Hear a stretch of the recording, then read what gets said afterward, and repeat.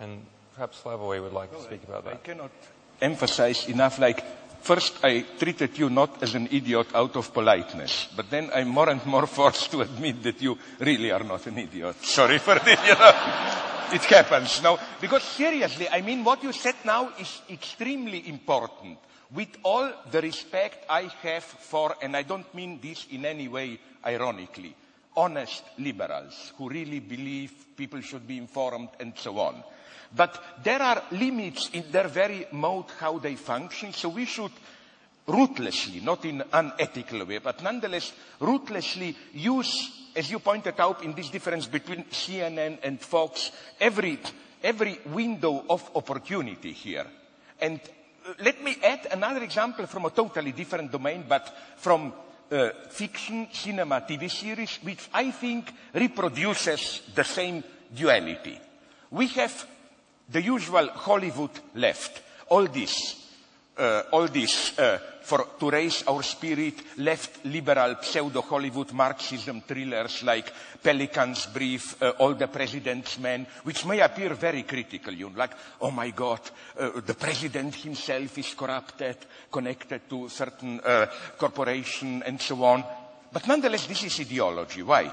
Because why do you exit the movie theater in such high spirits after seeing, I don't know, and so on? Because the message is nonetheless, look what a great country we are. An ordinary guy can topple the mightiest man in the world, and so on and so on.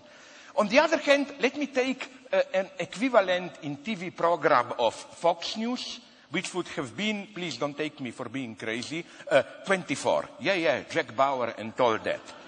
The last season of 24, I watched it with pleasure, is for me, my God, again, as you approach it the way you approach those shots, it's for me much more consequential in criticism. You get Jack Bauer, who is in total despair, his whole world crumbles down, he has to admit this way, what he tried to do in previous seasons of playing this role of somebody should do the dirty job, torture the prisoners, I will do it. He says, no, I cannot live with it, it has to come public. His liberal counterpart, called Ellison Taylor, the president, also steps down. You know what's the true message of it? The message is simply within the existing ethico-political coordinates. You are just stuck into a deadlock, there is no way.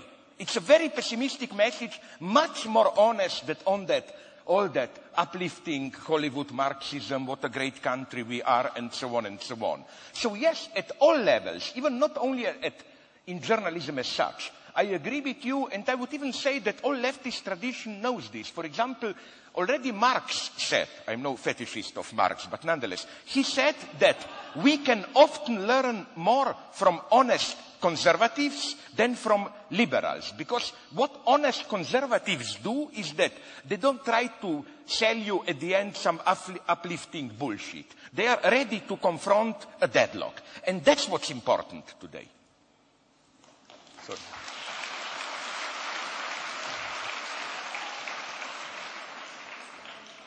I don't want to look distracted looking down, but I wanted to get these quotes accurate, so I have them on my phone. Nothing threatening, I just hear it. Yes.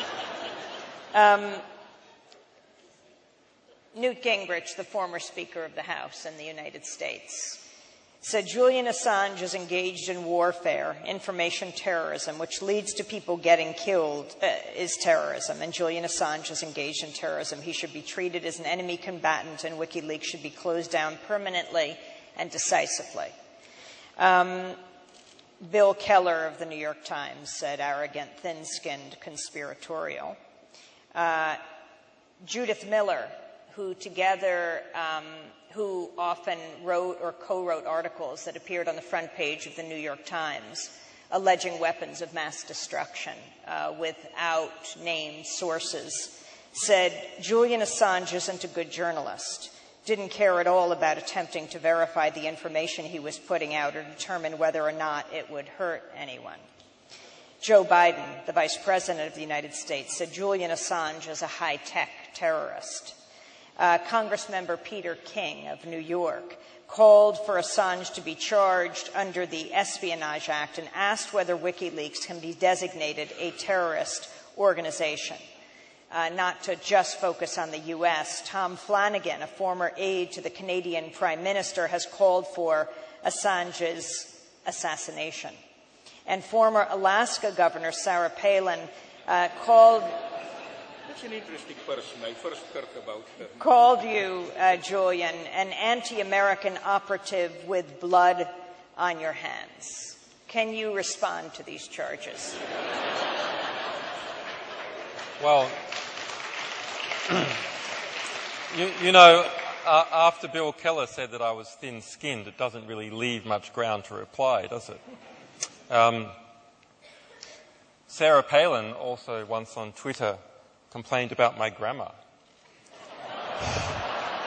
which is really the biggest insult for me. I mean, calling for a drone attack is perfectly understandable, but correcting my grammar from Sarah Palin, that's a real insult. That event in the United States was very interesting. I mean, obviously, the calls are wrong and outrageous and so on, but the social and political event in which they occurred was fascinating. So within a few months, we saw a new McCarthyist hysteria arise within the United States in December and January. January this year, December last year. And that is quite worrying, that a new McCarthyism can come up so quickly. On the other hand, yes, there are a lot of opportunistic politicians playing to their base, playing to their pals in the military-industrial complex. On the other hand, you know, power that is completely unaccountable is silent. So when you walk past a group of ants on the street and you accidentally crush a few, you do not turn to the others and say, stop complaining or I'll put a drone strike on your head. You completely ignore them. And that is what happens to power that's in a very dominant position. It does not even bother to respond. It doesn't flinch for an instant. And yet we saw all these figures in the United States coming out and speaking very aggressively. Bill Keller, in a recent talk, as a way of sort of perhaps legitimizing why he was speaking about me, said that if you have a dealing with Julian Assange, you are fated to sit on panels for the rest of your life explaining what you did. But actually, no, that's a choice by Bill Keller, a choice to go around and try and twist history and whitewash history and adjust history on a constant basis. Why? Why expend the energy doing that? Why not just knock off another front page of the New York Times? Because actually these people are frightened of the true part of history coming up and coming forth. So I see this as a very positive sign. And I've stated before that we should always see censorship actually as a very positive sign, and the attempts towards censorship as a sign that the society is not yet completely sewn up, not yet completely fiscalized, but still has some political dimension to it, i.e. what people believe and think and feel and the words that they listen to actually matters. Because in some areas it doesn't matter. And in the United States, actually, most of the time, it doesn't matter what you say. We manage to speak and give information at such volume and of such intensity that people actually were forced to respond. It is rare that they are forced to respond. So I think this is one of the first positive symptoms I've seen from the United States in a while, that actually if you speak at this level, the cage can be rattled a bit and people can be forced to respond. In China, the censorship is much more aggressive, which to me is a very hopeful symptom for China, that it is still a political society, even though it is fiscalizing, even though everything has been sewn up in contractual relationships and banking relationships as time has gone by. At the moment, the Chinese government and Public Security Bureau are actually scared of what people think. Can I just add something? Again, I hate myself because I wanted, what is that movie called? There Will Be Blood, no? But unfortunately, there will not be a lot of blood between the two of us because I again agree. Speaking about China, let me tell you, maybe you know it, a wonderful, it's not an anecdote, which perfectly confirms your point. Do you know that about 2 or 3 months ago, a Chinese government, I don't know which agency, passed a law which formally prohibits in public media, they mean press, books, comics, TV, movies, all stories which deal with time travel or alternate realities. Literally. I checked it up with my friends in China. The official justification was that history is a great matter. It shouldn't be left to such trifling games and so on. But of course, it's clear what they really are afraid of. For people to even imagine alternate realities, other possibilities. Now again, to repeat your point, I think this is a good sign. They at least need the prohibition. With us, we don't need a prohibition most of the time. If somebody proposes a radical change, we simply accept this spontaneous everyday ideology, but we all know what our economic realities like. You propose to raise for 1% healthcare spending. No, it would mean loss of competition and so on and so on. So again, I totally agree with you here. And just a final comment on the persons that you, Amy, mentioned. Listen, Newt Gingrich is for me, sorry to use this strong word, kind of a scum of the earth. I don't have any great... No, I will be very precise. I don't have any great sympathy for Bill Clinton. But I remember when there was this campaign, Monica Lewinsky campaign, Newt Gingrich was making all these moralistic attacks. And then it was confirmed in media. I listened to an interview with him where he confirmed it, that when his wife was dying in cancer 2 or 3 years before, Newt Gingrich visited her in a hospital, forcing her to sign, not even having the decency for letting her die, forcing her to sign a divorce agreement so that he could have married another woman. And he was, at the exact time of Lewinsky affair, already treating her with the secretary of him there and so on and so on.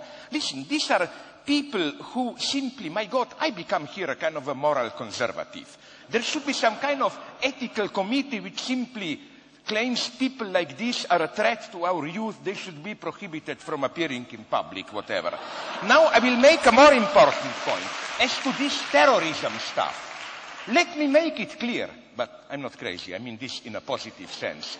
Yes, in a way you are terrorist. In which sense? In the sense in which, as I like to repeat, Gandhi was a terrorist.